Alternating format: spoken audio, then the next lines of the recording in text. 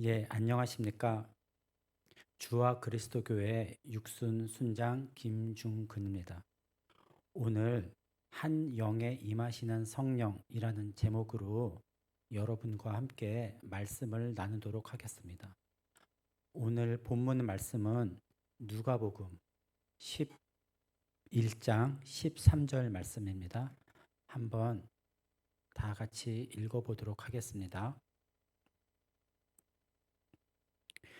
너희가 악할지라도 좋은 것을 자식에게 줄 줄 알거든 하물며 너희 하늘 아버지께서 구하는 자에게 성령을 주시지 않겠느냐 하시니라.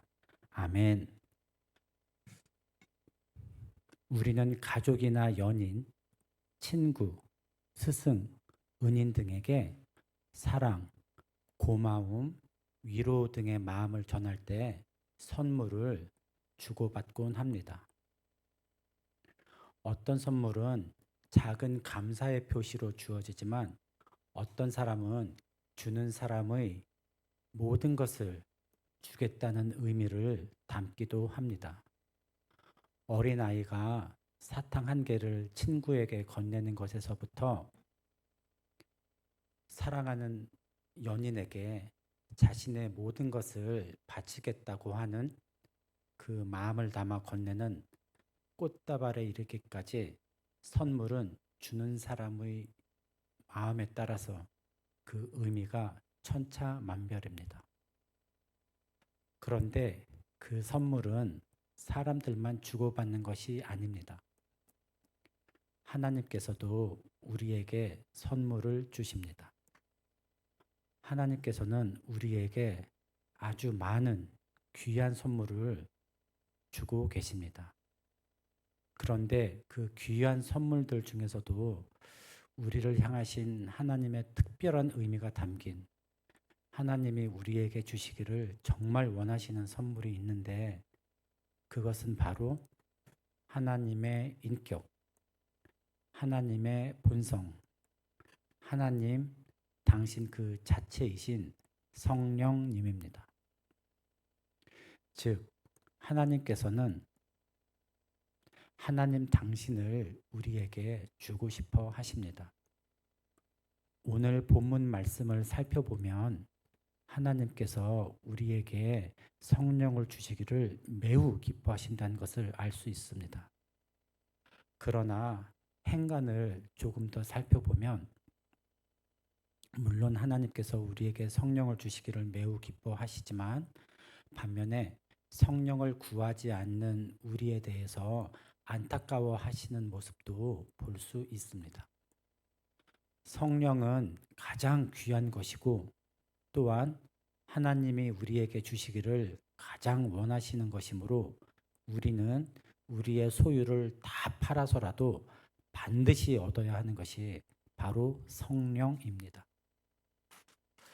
여기서 용어에 대해서 잠깐 말씀드리고 싶은 것이 있는데 하나님께서 우리에게 성령을 주신다라는 표현은 하나님께서 우리에게 성령 세례를 베푸신다라는 표현과 똑같습니다.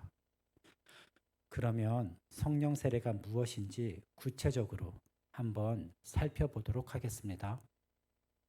성령 세례를 편의상 1차, 2차, 3차 성령 세례 이렇게 부르도록 하겠습니다. 먼저 1차 성령 세례가 무엇인가? 로마서 10장 9절의 말씀대로 우리가 예수님을 주인으로 시인하고 또 예수님께서 부활하신 것을 마음속에 믿으면 이것이 곧 칭의, 거듭남, 중생인데 이 칭의의 순간에 성령님이 우리 안에 들어오시게 됩니다. 성령님께서 우리 안에 들어오시는 이 사건을 성령의 내주라고 합니다. 바로 이 성령의 내주를 1차 성령 세례라고 합니다. 1차 성령 세례는 그동안 마귀를 주인으로 섬겨왔던 우리가 예수님을 주권자로 모시면서 신분의 변화가 일어나는 일회적 사건, 즉 단 한 번의 사건입니다. 1차 성령 세례를 통하여 우리의 영은 다시 태어나지만 우리의 마음은 여전히 이전에 마귀를 주인으로 섬기던 그 찌꺼기가 남아있는 상태입니다. 마음은 하나님을 주인으로 섬길 것인지 마귀를 주인으로 섬길 것인지에 대한 전쟁이 치열하게 벌어지고 있는 영적 전쟁터입니다. 그리고 2차 성령 세례에 대해서 말씀드리도록 하겠습니다. 먼저 2차 성령 세례는 체험적 사건이라는 것을 말씀드립니다. 2차 성령 세례는 다른 말로 성령의 불세례, 안으로부터의 성령 세례 이렇게 부르기도 합니다. 이 안으로부터의 성령 세례라는 말은 우리 안에 계시는 내주하시는 성령님의 세례이기 때문에 그렇습니다. 이 2차 세례를 통해서 성령님께서 환히 비춰주시는 우리의 내면을 우리가 직시하게 되면 원죄라고 하는 우리가 하나님에 대하여 지은 그 끔찍한 죄로부터 우리를 분리할 수 없을 만큼 우리가 절망적인 상태에 놓여 있다는 것을 실존적으로 자각하게 됩니다. 이러한 자각을 바탕으로 우리가 가난하고 애통해하는 마음으로 주님을 찾으며 주님께 나아가게 되고 마침내 십자가에서의 예수님의 죽으심 그리고 부활하심 우리의 믿음을 통하여 우리에게 부어진 큰 용서와 은혜를 체험적으로 깨닫게 됩니다. 이어 3차 성령 세례에 대해서 말씀드리겠습니다. 3차 성령 세례는 우리의 삶 속에서 유지되어야 하는 지속적 성령의 지배를 이야기합니다.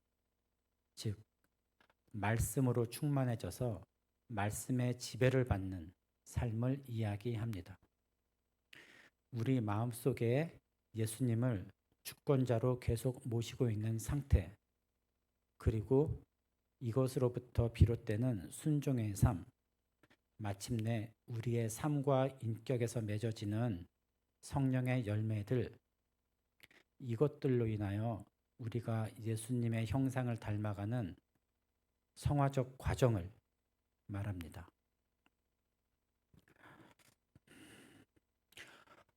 그렇다면 성령은 누구에게 주어지는가?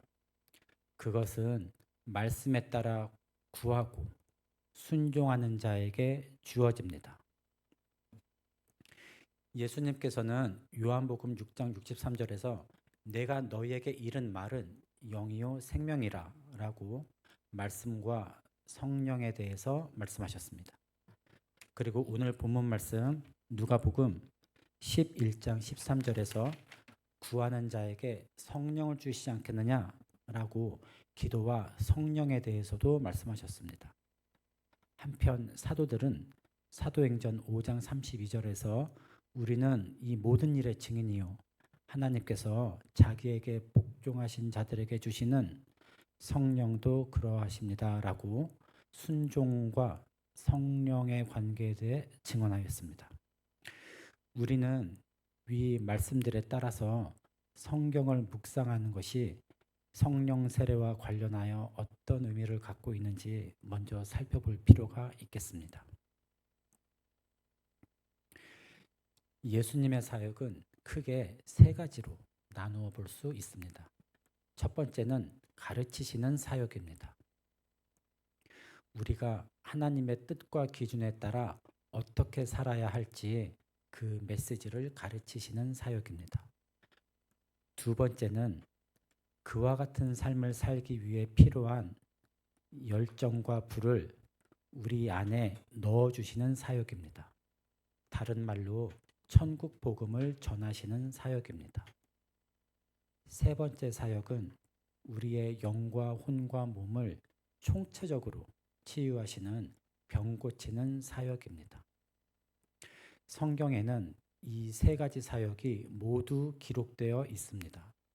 그러므로 우리가 성경을 읽고 묵상한다는 것은 우리가 하나님의 뜻과 기준대로 살고 또한 그 기준에 합당한 삶을 살기 위해 필요한 불을 받는 것을 뜻합니다.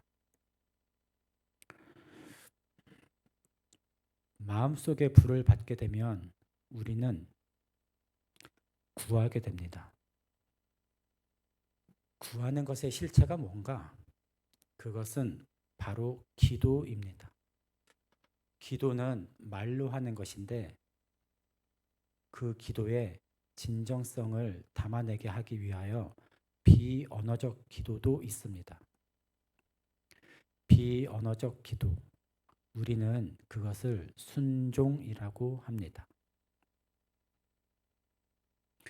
그러므로 우리가 성경 말씀을 읽고 묵상하면서 우리가 어떻게 사는 것이 하나님이 원하시는 기준과 뜻에 부합하는가, 그것을 배우고 그와 같은 삶을 살기 위해 필요한 열망이 우리 안에서 생긴 것을 경험합니다.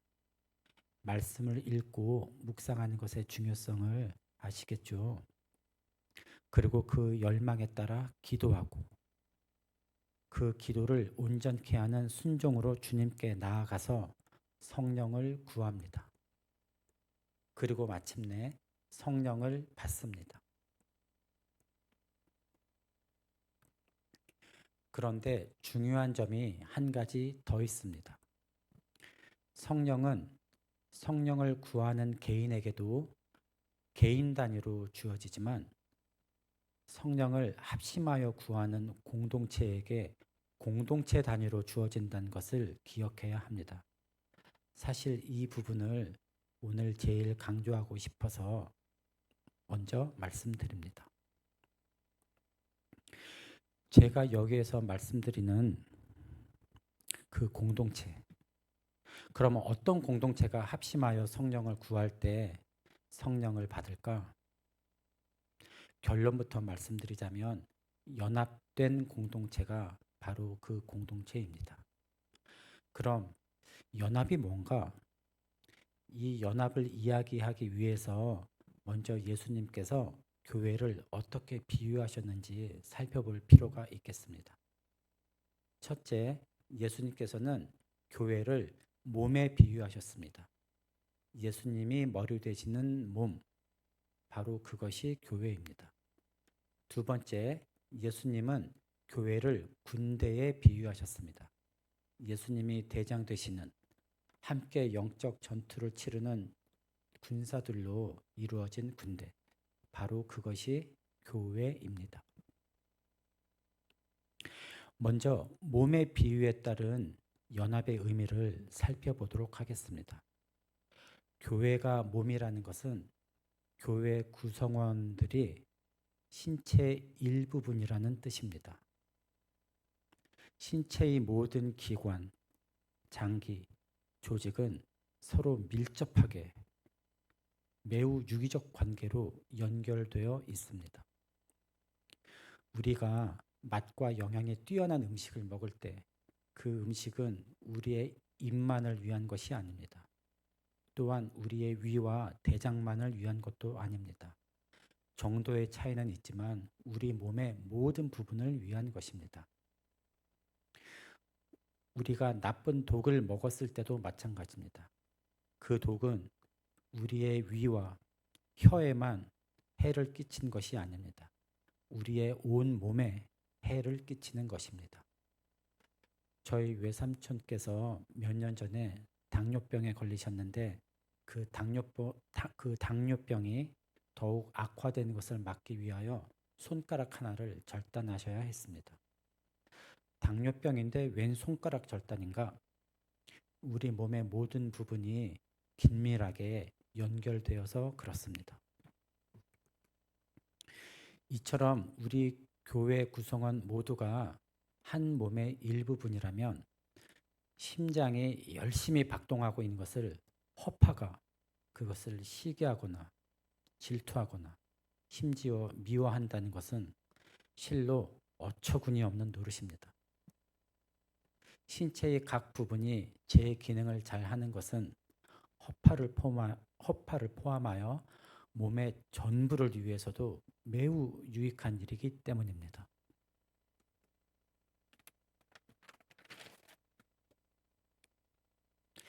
영적 전쟁을 함께 치르는 군사들로 이루어진 군대의 비유로 살펴봐도 마찬가지입니다. 내 전우가 훌륭한 군사로 성장하는 것은 그것은 나와 온 군대에 큰 유익입니다. 내가 훌륭한 군사가 되는 것도 나의 동료와 군대에게 같은 의미를 갖습니다. 왜 그런가? 치열한 전투 현장에서는 제 주위의 모든 동료가 그리고 제가 그들에게 잠재적인 생명의 은인입니다. 그런 상황에서는 한 군사의 용기, 기량, 화력이 위기에 빠진 동료 전우를 구하고 나아가 전쟁을 승리하는 데에 직접적인 영향을 끼치게 되기 때문입니다. 연합은 우리가 한 몸의 지체요, 한 군대의 전우로서 서로의 중요성을 깊이 자각하고 존중하는 것으로부터 시작됩니다. 연합을 이루지 못한 공동체에는 성령께서 임하실 수 없는 이유를 몇 가지 더 말씀드리고자 합니다. 성도들이 성령을 구하는 것의 중요성에 대해 설령 공감한들 성도들이 서로 간의 갈등으로 인하여 나누어져 있다면 성령은 그 공동체에 임하실 수 없습니다. 왜냐하면 성령은 각기 마음이 다른 사람들에게 따로따로 임하실 수 없는 한 분이시기 때문에 그렇습니다. 공동체 안에 서로 간의 시기와 질투, 용서치 못하는 마음, 미움 등이 있다는 것은 무슨 의미일까? 우리는 사무엘상 18장에서 다윗에 대한 시기, 질투, 미움에 빠진 사울 왕이 다윗을 전투에서 죽게 할 불순한 동기로 블레셋과의 전투에 다윗을 출전시킨 이야기를 잘 알고 있습니다. 사울은 블레셋보다 다윗을 더 미워하게 된 것입니다. 하나님의 원수보다 그 하나님의 원수를 무찌르는 하나님의 용사를 더 미워하게 된 것입니다. 이처럼 시기와 질투, 미움은 무서운 것입니다. 만약 그런 것들이 교회 안에 존재하게 된다면 실제로 하나님의 원수보다 하나님의 용사를 더 미워하는 일이 실제로 발생하는 것이고 이것은 적을 이롭게 하는 이적 행위 그리고 원수의 일을 돕는 반역입니다. 이러한 공동체에 성령님은 임하실 수 없습니다. 그러므로 우리 교회가 성령을 받기에 합당한 교회가 된다는 것은 성도가 한 마음으로 연합된 상태의 교회이어야 한다는 것을 알 수 있습니다. 반복해서 말씀드립니다. 우리가 한 몸의 지체요, 한 군대의 전우로서 서로의 중요성을 깊이 자각하고 존중하는 것이 연합의 시작입니다. 그 자각을 바탕으로 우리가 할 수 있는 것부터 차근차근 행함과 진실함으로 사랑하면 됩니다. 저에게 이러한 자각이 생긴 이후로 저는 교회의 다른 성도분들이 달리 보이기 시작했습니다. 제가 그분들의 이름을 알거나 모르거나 그분들이 저와 친분이 있거나 없거나 상관없이 그분들이 주 안에서 굳게 서 있거나 아니면 그분들이 고난과 역경에 처해 있거나 이것들은 제가 남의 일로 치부할 것이 아닌 내가 함께 기뻐하고 슬퍼해야 할 일이라는 것을 깨닫게 되었습니다. 왜냐하면 그분들은 저와 유기적으로 밀접하게 관련된 분들이기 때문에 그렇습니다. 그래서 저는 그분들을 위해서 아니, 모든 성도를 위해서 기도해야겠다라고 생각하게 되었습니다. 제가 경험한 이러한 자각을 여러분들과 함께 조금이라도 나누고 싶어서 오늘 이 자리에 서게 되었습니다. 이와 같이 우리 연합하여 하나님께서 우리에게 주시기를 정말 원하시는 성령을 우리 함께 간절히 구하여 받읍시다. 결국에는 주님의 성전에서 주님의 아름다움을 바라보며 주님을 사모하면서 영생의 시간을 주님과 함께하는 그 귀한 복을 함께 누리도록 합시다. 고맙습니다. 그럼 함께 기도하겠습니다. 하나님 아버지, 감사합니다. 저희 모두 하나님을 사랑하고 서로 귀히 여기는 마음으로 하나 되어 구하는 자에게 성령을 주시겠다는 그 말씀에 따라 성령을 구할 때 저희에게 성령을 주시옵소서. 예수님의 이름으로 간절히 기도드립니다. 아멘.